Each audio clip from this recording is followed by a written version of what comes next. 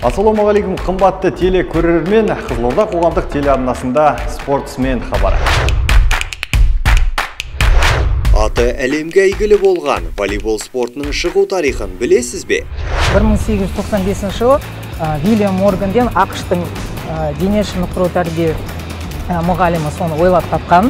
Мынандай қимыл болу керек та, құстар ұшатын болды. Болды. Волейбол спортындағы әрбір ойыншының мақсаты қандай? Әр команданың мақсаты, әр игроктың мақсаты ойыншының ол очко алып келу.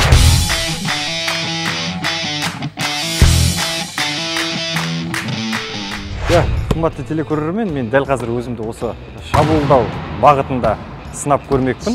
Енді қолымнан келеді ма, келмейді ма білмеймін, бірақ осы спорт түрін үйреніп жатқаннан кейін бағымызды сынап көрейік деп жатырмын. Кеттік.